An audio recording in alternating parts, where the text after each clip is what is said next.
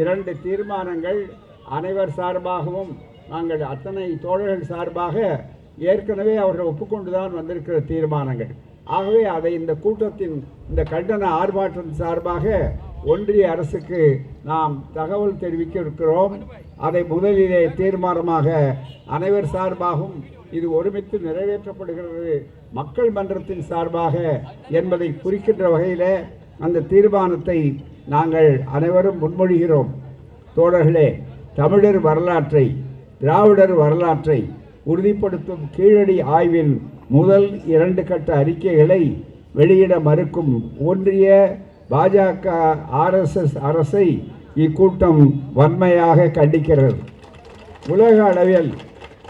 உலகளாவிய ஆய்வு நிறுவனமும் இந்தியாவினுடைய முதன்மை ஆய்வு நிறுவனமும் ஒப்புக்கொண்டு அதன் காலத்தை அறிவியல் பூர்வமாக குறிப்பிட்டுள்ள பின்னும் அதை ஏற்க முடியாது, போதிய அவதாரமில்லை என்று கூறுவது RSS BJP அரசினுடைய உள்நோக்கத்தை அம்பலப்படுத்துகிறது.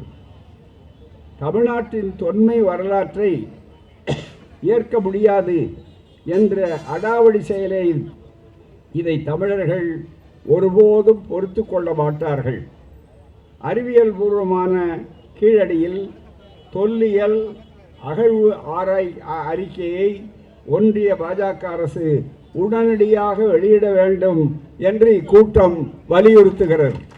தீர்மானம் 2, தமிழ்நாட்டின் தொன்மையை, தமிழர்களின் பண்பாட்டு வரலாற்று நிறுவிய கீழடி தொல்லியல் ஆய்வாளர்களை மேற்கொண்ட ஆய்வாளர் திரு அமர்நாத் ராமகிருஷ்ணா அதிகாரி அவர்களை ஒன்றிய பாஜக அரசு தொடர்ந்து அலைக்கழித்து வருகிறது. முன்பு அசாமுக்கு தூக்கி அடித்தது, பிறகு மற்றொரு இடத்துக்கு மாற்ற முனைந்தது. சட்டப்படியான தடையை உயர்நீதிமன்றங்களிலே பெற்று தமிழ்நாட்டுக்கு வந்த நிலையில் மீண்டும் அவரை இப்போது நேற்று வந்திருக்கிறது இந்த செய்தி, நொய்டாவுக்கு அவர்கள் எழுத்து மாற்றிக்கொண்டிருக்கிறார்கள் மிகப்பெரிய அளவிற்கு.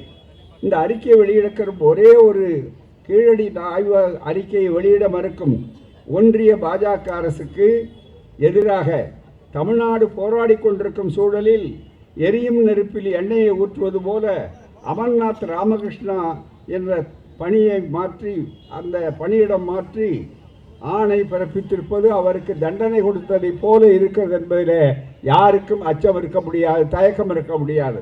எனவே தான் ஒன்றிய அரசு இந்த எதேச்சாதிகார போக்குக்கு இந்த ஆர்ப்பாட்டம் கூட்டம் வன்மையான கண்டனங்களை தெரிவிப்பதுடன் மீண்டும் இந்த பணியிடத்தை ரத்து செய்து கொள்ள வேண்டும் என்று கோருகிறது. இந்த 2 தீர்மானத்தோடு அருமை சகோதரர் எழுச்சி தமிழர் இப்போது சொன்ன ஒரு கருத்து மிக முக்கியமானது. என்னவென்றால், நாங்கள் நிதி கொடுக்க மாட்டோம், நீங்கள் எப்படி தொடர முடியும், ஆகவேதான் அடுத்து நீங்கள் கீழடி ஆய்வை நிறுத்த வேண்டிய அளவிற்கு இருக்கிறோம் என்று இங்கே ஒரு அடாவடி ஆளுநர் இருக்கிறார். அதே போல் இன்னொரு அடாவடி அமைச்சரை அங்கே உருவாக்கி இருக்கிறார்கள். அங்கே எல்லாம் வருகிறவர்கள், தமிழ்நாட்டுக்கு வருகிறவர்கள் எல்லாம் என்ன அதியமான் போன்றவர்கள் மற்றவர்கள் எத்தனையோ கூட்டங்களிலே கண்டித்திருக்கிறார்கள். அப்படிப்பட்ட அவர்கள் தொடர்ந்து என்ன செய்து கொண்டிருக்கிறார் என்றால் வம்பை வளர்த்து கொண்டிருக்கிறார்கள். அப்படி ஒருவேளை வழக்கமாக நிதியை எல்லாம் மும்மொழி திட்டம் இப்படியெல்லாம் சொல்லி நிதிகளை எல்லாம் நாங்கள் தரமாட்டோம், அப்போது எப்படி நீங்கள் மேற்கொள்வீர்கள் என்று அறைகோல் விடுப்பதை போல கேட்கிறார்களே, அதற்குத்தான் நம்முடைய எழுச்சி தமிழர் சொன்னார், இந்த தொகைக்கு தமிழ்நாடு அரசே நிதியை ஒதுக்க வேண்டும் என்று சொன்னார்கள். அல்லது அவர்கள் தமிழ்நாடு அரசு கூட நிதி வந்தால் நிச்சயமாக தமிழ்நாட்டு உணர்ச்சி உள்ள மக்கள் சார்பாக நாங்கள் சொல்லுகிறோம், அந்த மக்கள் மன்றத்தின் சார்பாக சொல்கிறோம், உங்களிடம் சட்டமன்றம் இருக்கிறது, மேலே நீதிமன்றம் இருக்கிறது, இவைகளெல்லாம் இருக்கட்டும், நாங்கள் நீதிமன்றத்தின் சார்பிலும் பேசவில்லை, சட்டமன்றத்தின் சார்பிலும் பேசாத மக்கள் மன்றத்தின் சார்பாக, நீதிமன்றத்தின் சார்பாக பேசுகிறோம்.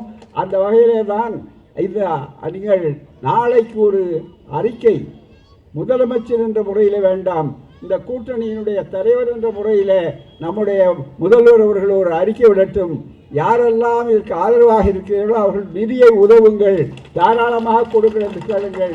இந்த தொகையை நாமே வசூலித்து காட்ட முடியும். பட்ஜெட்டுக்கு கூட போக வேண்டிய அவசியமில்லை. இதற்கே ஒரு தனி பட்ஜெட் போடலாம். ஆகவே நடத்தக்கூடிய அளவுக்கு இதுவும் மாநில சுயாட்சியில மிக முக்கியமான ஒரு அம்சமாக ஆக முடியும்.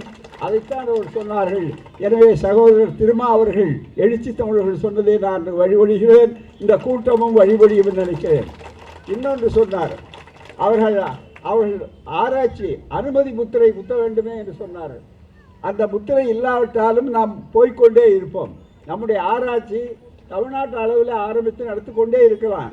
பின்னால மக்கள் கருத்தை முன்னாலே திரட்டினால் சட்டம் நொண்டி அடித்து கொண்டு தானே வரும் என்பதுதான் நடைமுறை பழமொழி. 2 உதாரணம், அதுக்கெல்லாம் வேற ஒன்றும் சொல்ல வேண்டிய அவசியமே இல்லை.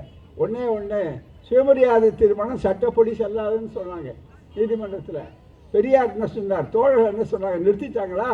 அதுக்கப்புறம் 10,000 திருமணங்கள் நடந்தது. திருமணம் செல்லாது என்று சொன்னது 54. ஆனால் அண்ணா ஆட்சி வந்தது, மக்கள் ஆட்சி கொடுத்தாங்க, திராவிட ஆட்சி வந்தது. உடனடியாக என்னாச்சு, சட்டம் தானே பின்னாலே நோண்டி கொண்டு வந்தது. எனவே சட்டம் பின்னாலே வரும், ஆனால் சமுதாயம் முன்னாலே போகும். அதே மாதிரி தமிழ் எழுத்து சீர்திருத்தம். இன்னைக்கு தமிழை பற்றி பேசுகிறார்களே, யாரும் செய்யாத பணியை செய்த ஒரே தலைவர் தந்தை பெரியார் தான். தமிழுக்கு அவர் செய்தவிட ஒன்று கிடையாது. அந்த தமிழ் எழுத்து சீர்திருத்தத்தை 1935 தந்தை பெரியார் அறிவித்தார். அறிவித்ததோடு நிற்கிற தன்னுடைய குடியரசு பத்திரிகை 100 ஆண்டு காலம் கண்டுகிற அவர்கள் முழுமையாக அதை செயல்படுத்தினார். யார் வந்தாலும் வரலன்னா எழுத்து. அப்புறம் விடுதலையில் பயன்படுத்தினார். அதுக்கு பேட்டன்ட்டே என்ன ஆயிடுச்சுன்னா, விடுதலை லையுங்க அது அப்படின்பா. அதாவது விடுதலை லைய என்று சொல்லி அந்த சீர்திருத்தம் தானாகவே அதை நடத்தும். 35 ஆரம்பித்தவர்கள் அதுக்கப்புறம் 50 வருஷம் கழித்து எம்ஜிஆர் ஆட்சியில் அது முழுக்க ஒரு நூற்றாண்டில் இன்றைக்கு தமிழ் எழுத்து சீர்திருத்தம் பெரியார் எழுத்து சீர்திருத்தம் என்றே வந்துவிட்டது பூராமே. ஆகவே தான் நாம் இன்றைக்கு அவர்கள் ஒப்புக்கொள்ளுகிறார்களா இல்லையா, அங்கீகரிக்கிறார்களா இல்லையா என்பது பற்றி கவலைப்படாமல் மக்கள் அங்கீகாரத்தை முதலிலே நாம் காட்டுவோம். தானே வரும், அடுத்த நிகழ்ச்சிகள் தொடரும். நீங்கள் அத்தனை பேரும் வழிபடுத்தீர்கள் என்பதற்கு ஆதாரமாக எழுந்து நின்று கைதட்டி பெருமைப்படுத்த வேண்டும் என்று அன்போடு தமிழக அரசுக்கு, ஒன்றிய அரசுக்கு இதை சிறப்பாக செய்கிறோம். மற்றபடி மற்ற தலைவர்கள் இங்கே இருக்கிறார்கள், அவர்கள் உரையாற்றுவார்கள். வந்த தோழர்களுக்கு நன்றி, வணக்கம். நிகழ்ச்சி தொடர்கிறது.